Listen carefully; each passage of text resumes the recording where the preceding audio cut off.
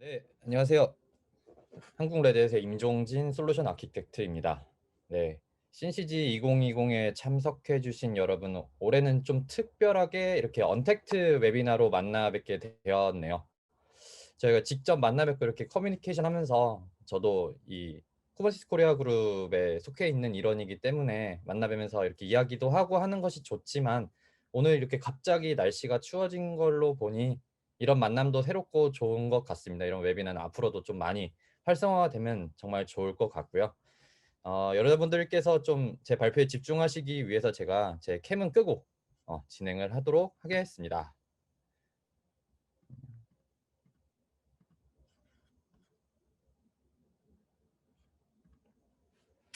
네,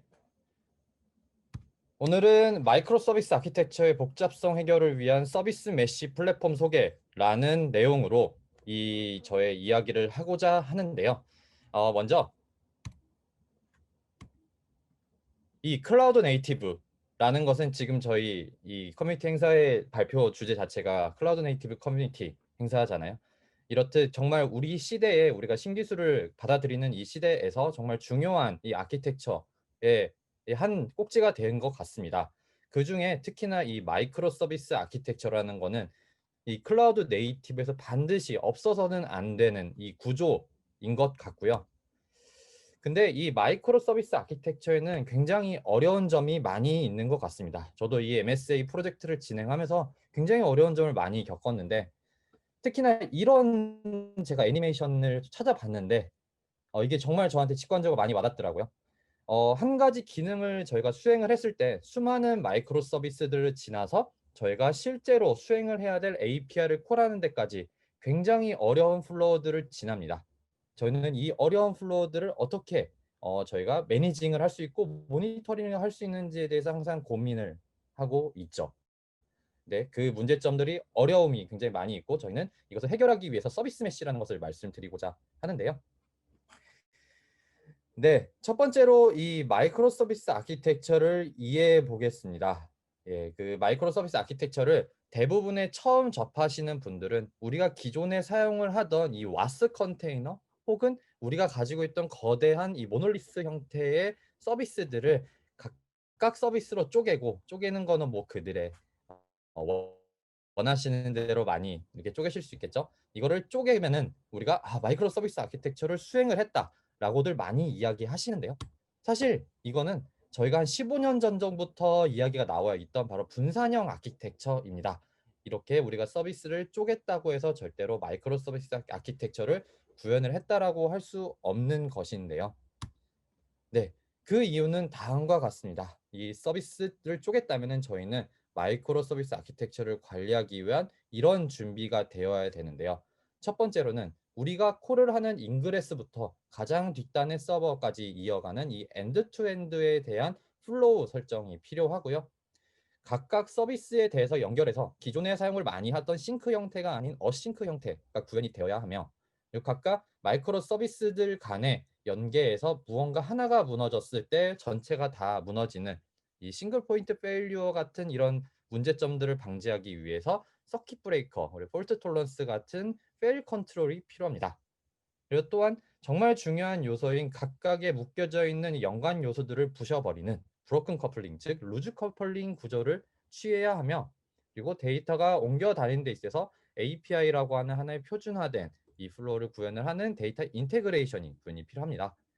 그리고 또 이렇게 수많은 마이크로 서비스를 간의 연계, 즉 듀레이션을 파악하기 위한 서비스 트레이싱과 저희 구축을 할 때 그리고 구성을 하고 확장을 할 때 무언가 CLI나 어려운 작업 없이 하나의 스크립트로 작동을 할 수 있는 오토메이션이 반드시 필요하게 되고요.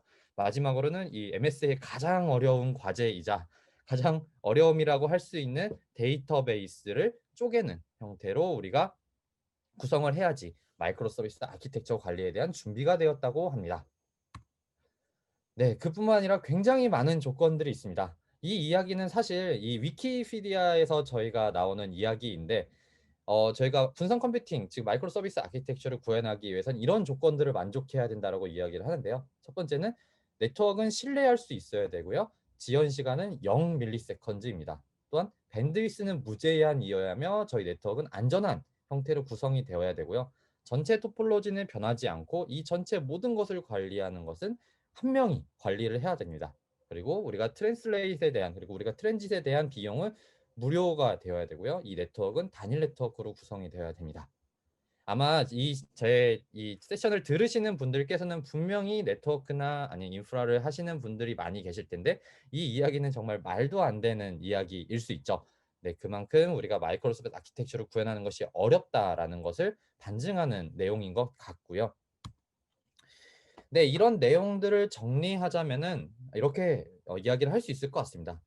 저희는 각각의 스택을 서비스 운영, 그리고 인프라 운영, 그리고 가장 밑단에 인프라로 표현을 할 수 있을 것 같은데요.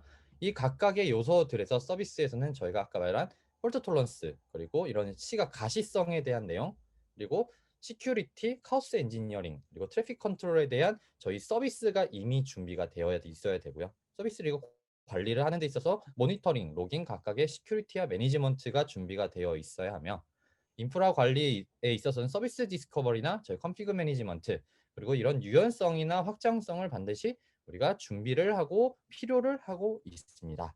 이런 인프라 환경도 우리가 실제로 빌드 배포하는 데 있어서 CI/CD를 이용한 자동화, 즉 빌드, 디플로이 그리고 네트워크 환경과 이 아이솔레이션이라고 하는 이 조건들을 만족하기 위해서 굉장히 많은 프로젝트를 진행을 했죠. 네, 그래서 제가 과거에 진행했던 이 MSA 프로젝트와 그리고 지금 하고 있는 수많은 프로젝트들이 저희 스프링 클라우드 그리고 스프링 죄송합니다. 스프링 부츠 이 두 가지를 이용을 해서 구현을 하고 계십니다. 스프링 클라우드에 포함이 된 넷플릭스 OSS를 이용을 해서 서비스 디스커버리를 하고 로드 밸런싱을 하고 그리고 이런 서킷 브레이커 같은 이런 각각의 서비스들을 구현을 하고요. 그 서비스들에 대한 라이브러리를 원래 가지고 있던 로직에다가 심어서 각각의 우리가 마이크로 서비스 아키텍처에 대한 프로세스를 구현을 합니다. 그리고 이것들을 모두 다 관리를 하기 위한 인프라스트럭처 환경을 클라우드 혹은 컨테이너로서 운영을 하고 계시죠. 근데 이 넷플릭스 OSS 즉 스프링 클라우드를 이용한 마이크로 서비스 아키텍처는 굉장히 어려운 점이 많이 있습니다. 가장 중요한 점은 우리가 집중을 해야 되는 거는 바로 이 비즈니스 로직인데 이 비즈니스 로직 자체에 집중할 수가 없는 넷플릭스 OSS 환경이라는 것인데요. 그 이유는 이 지속적인 업그레이드 그리고 수정이 계속해서 이루어져야 되는 그 마이크로 서비스 아키텍처에 관리된 서비스 로직 즉 라이브러리 수정이 필요하고요. 그리고 저희가 이식을 하기 위해서 애플리케이션을 직접 로직을 수정을 해야 됩니다.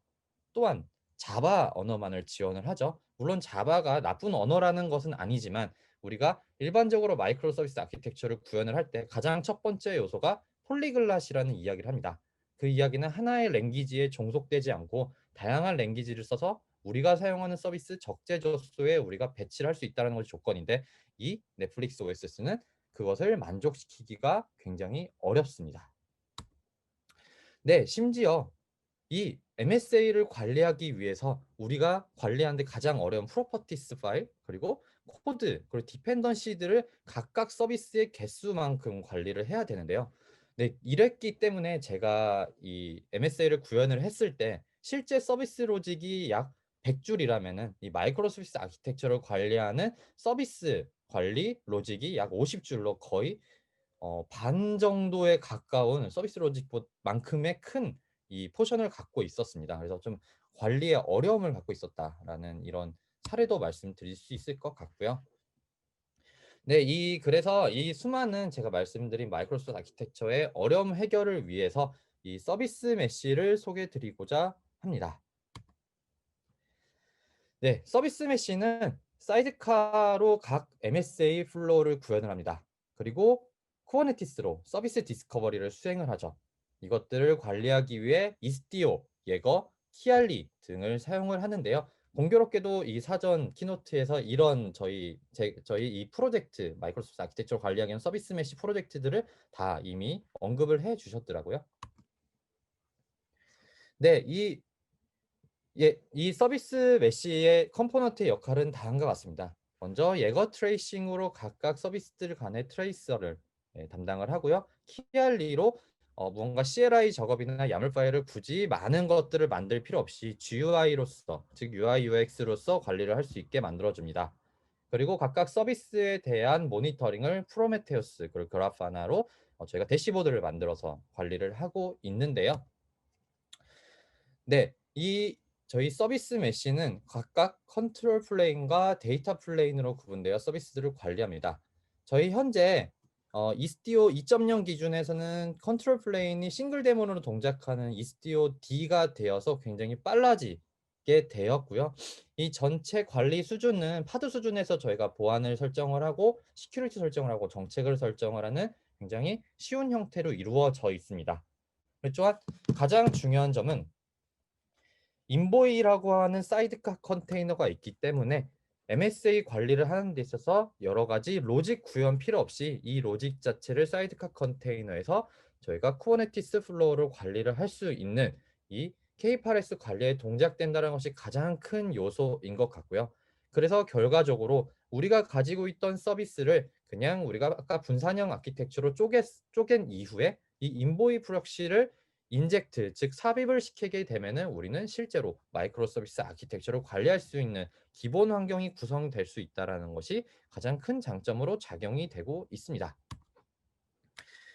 네, 만약에 이 이스티오 그리고 서비스 메시 없이 서킷 브레이커를 구현을 한다면 이런 구현이 많이 필요하게 됩니다. 어, 먼저 우리가 히스트릭스라고 하는 하나의 스프링 클라우드 컴포넌트를 올리고요. 그 히스트릭스에서 포함된 라이브러리를 각각 저희 코드에 심게 됩니다. 이 코드는 서비스 A, B, C 각각 모두 심어주게 되어야 하고요. 그리고 이것들을 서비스 로직을 구현을 하고 서킷 브레이커가 몇 초일지 우리가 폴튼수를 몇 초를 해야 될지에 대해서 각각 코드로 다 구현을 해야 됩니다. 예를 들어 저희가 한 서비스가 있고요. 서비스 B가 또 있습니다.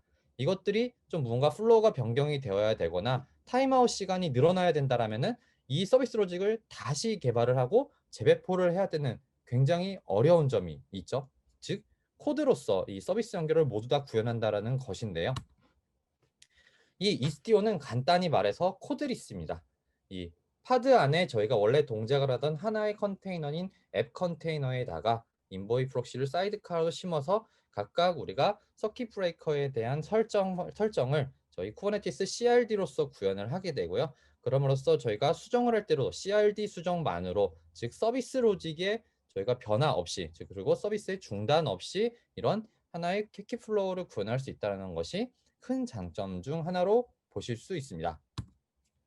또한 이 서킷 브레이커만이 아니라 굉장히 많은 것들을 하는데요. 뭐 타임아웃이나 폴트 톨런스나 카오스 엔지니어링이나 아니면은 트래픽 컨트롤 같은 그리고 동적 라우팅 같은 굉장히 많은 저희가 마이크로 서비스 아키텍처에서 필요한 요소들을 이 CRD로서 쿠버네티스의 하나의 요소로서 저희가 관리를 할 수 있다라는 것이 이 서비스 메시 즉 이스티오의 가장 대표적인 기능이라고 보실 수 있을 것 같습니다.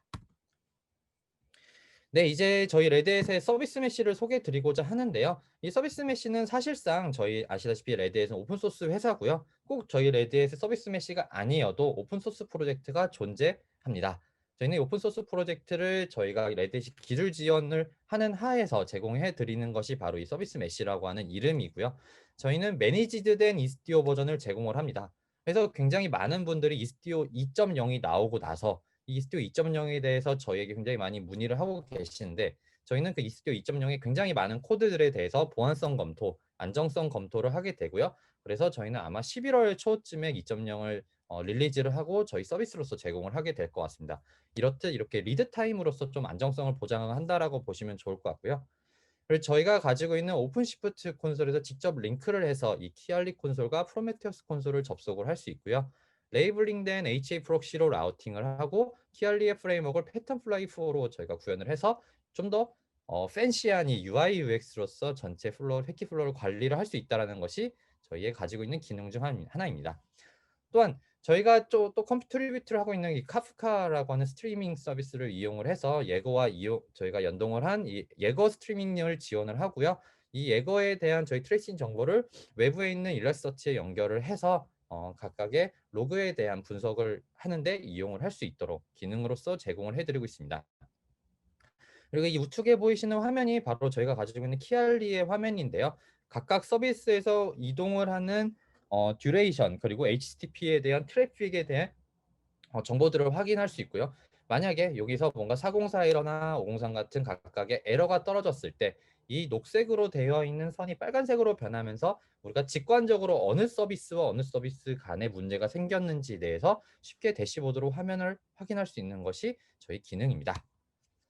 네, 또한 각각의 서비스들을 트레이싱하기 위한 예거 트레이서에 대한 UI인데요. 이 예거 트레이스에 대한 UI는 가장 중요한 이 듀레이션 정보를 직관적으로 확인할 수 있고요. 각각의 서비스에서 어느 곳에 딜레이가 생기는지에 대해서 쉽게 확인할 수 있습니다. 네, 그리고 이 가지고 애니메이션은 각각의 리퀘스트 볼륨에 대해서 저희가 드롭다운 형태로 문제가 생긴 곳에 대해서 트러블 슈팅을 하는 것을 간단히 보여드리게 되는데요. 사실 제가 기존에 이 마이크로 서비스 아키텍처를 관리를 하고 개발을 할 때 가장 어려운 점이 서비스들 간의 연계에서 어느 곳에서 문제가 생겼는지, 즉 트러블 슈팅 하는 것이 굉장히 어려웠는데 이 부분을 충분히 개선을 하고 관리를 할 수 있는 플랫폼으로서 작용을 할 수 있다라는 것이 저희 가장 큰 장점일 것 같습니다. 네, 아까 말씀드린 각 서비스 운영 그리고 인프라의 영역에서 구현해야 되는 많은 것들이 있었습니다. 저희는 이것들을 저희가 가지고 있는 오픈시프트 그리고 서비스 메시의 기능만을 이용해서 쉽게 관리할 수 있게 되었고요. 그래서 저희는 이 마이크로 서비스 아키텍처를 위한 플랫폼으로서 오픈시프트를 많이 이야기를 드리고 있습니다. 네, 그래서 우리의 MSA 환경은 이렇게 변할 것 같습니다. 기존에 2014년, 이거는 좀 우리 MSA에서 좀 기념비적인 연도죠. 넷플릭스 OSS가 처음 이 오픈소스 시장에 나왔을 때는 저희가 애플리케이션 로직과 서포트 서비스를 각각의 로직으로서 구현을 했는데요.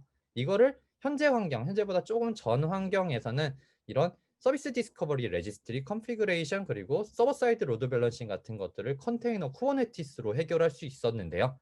하지만 각각의 API 매니지먼트나 캐싱이나 디스트리뷰트 뭐 트래싱 같은 굉장히 많은 요소들은 서비스로서 서포트되는 서드 파티를 구현을 했어야 했습니다.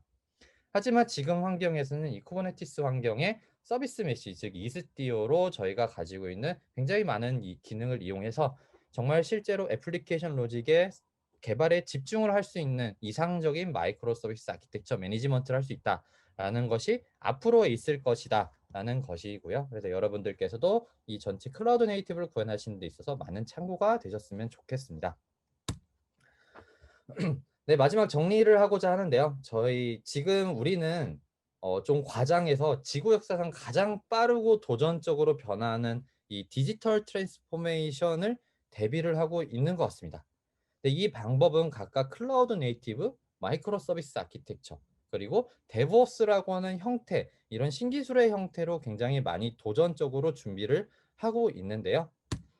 사실 우리가 이야기하는 이 단어들, 이 팬시한 단어들이 중요한 게 아니라 우리는 이것들로 무엇을 얻어야 되는지, 즉 클라우드 네이티브를 구현하는 이유는 유연성과 확장성을 자동화와 어디서나 배포할 수 있는 이런 환경, 그리고 마이크로 서비스 아키텍처는 인력을 최소화하고 TCO를 줄이고 그리고 비용 없는 기능 확장, 각각 서비스들 간의 연계를 줄여버리는 이런 장점, 데브옵스에서는 낮은 리스크를 하고 협업을 좀 더 효율적으로 하는 이 각각의 이익에 집중을 하셔서 이 기술 도입을 고민을 하시고 이 기술에 대한 디벨롭을 준비를 하는 것이 가장 이상적이라고 생각을 하고 이런 부분을 저희 레드햇과 많은 상의를 통해서 많은 이익과 그리고 레퍼런스를 얻으실 수 있을 것이라고 저희는 자신 있게 말씀드릴 수 있을 것 같습니다.